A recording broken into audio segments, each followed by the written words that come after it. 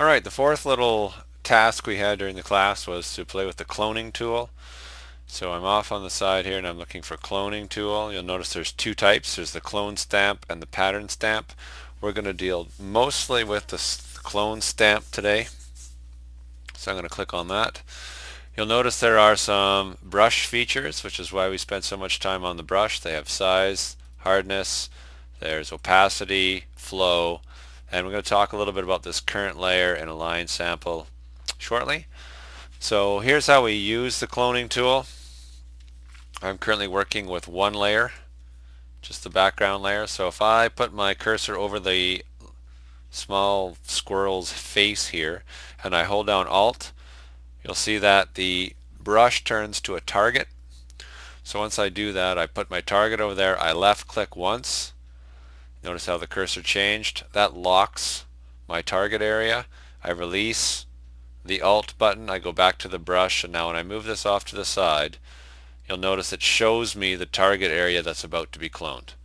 Then I can just left click, hold it down, and you'll notice there's a little crosshairs moving on the chipmunk or the squirrel on the left. Okay, that is my target area, so everywhere that moves, that's what gets copied or burned in.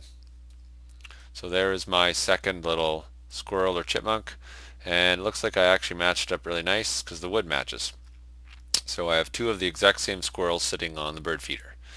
Now the problem with this is if I decide to try and move my second squirrel, I can't, because the layer is locked and I have copied that chipmunk or that squirrel right onto my base layer, my background layer.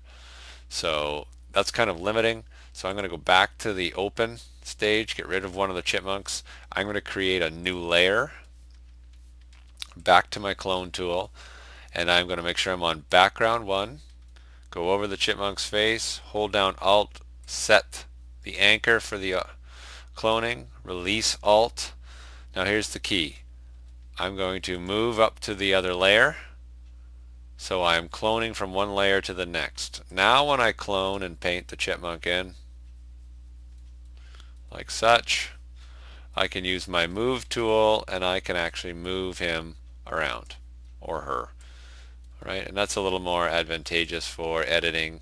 If I want to change my ideas later, I can still do that. Once I've copied them once correctly, I can right click on the layer, duplicate the layer, and now suddenly I have a collection of squirrels. Okay, and I can just keep doing that as many as I need. Once I have the squirrel on a layer, it should be noted that I can go in and apply all of the adjustments we talked about earlier just on that layer. So if I want to make a really saturated squirrel, I can go to hue saturation, crank it right up, and now it's a red-headed squirrel. I can change the hue a little bit, and now he's glowing. And you'll see that I'm just on that layer. None of the other layers changed. If I click on this layer 1 here, I can try something different. I can go into image, adjustments, and maybe we'll make this guy really bright. So I'm going to try brightness and contrast, and I'm just going to make him a very, very bright squirrel just to illustrate this. Okay, so one of them's red, one of them's glowing. I have 3 different squirrels, and I have the ability to turn them off and on and move them around independently. I can put him over here if I want. Okay, so that's using the cloning tool on different layers. I'm going to create a third layer. Okay, and I'm going to go back to my cloning tool and I'm going to turn off my other 2 chipmunks because they're distracting. So you'll notice this says current layer. I'm on layer 2. There's nothing on this layer. If I hold down Alt, click on the squirrel, move off to the right, there's no squirrel face hidden there. I can paint as much as I want. Because it's sampling from the current layer, which is blank, it has nothing to clone.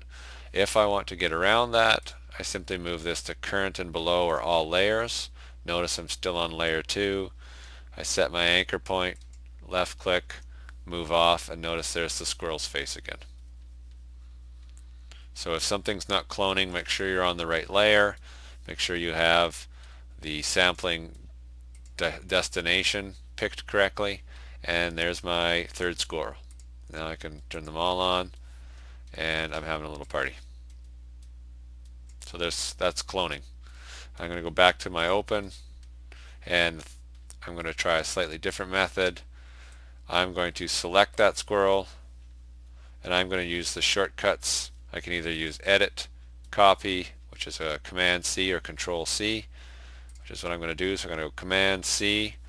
I've copied the squirrel now. You can't see the copy because it's on the clipboard. I'm going to use Control V or paste right there, and it puts a second squirrel down. You can see the layer shows up, and now I can move that guy over as well. Now the one problem with this is that you'll notice there are hard edges around the squirrel, so I might have to take my eraser tool, and we'll learn a different method to do this in next week. But this is one way you can hide those hard edges. And I want to use a fairly soft brush on the outside, so I've got a soft brush just to try and get rid of those hard lines. Next week when we do layer masking, we'll do this a completely different way, but this is just one way to get started. And there's my second squirrel on another layer, but using the cut and paste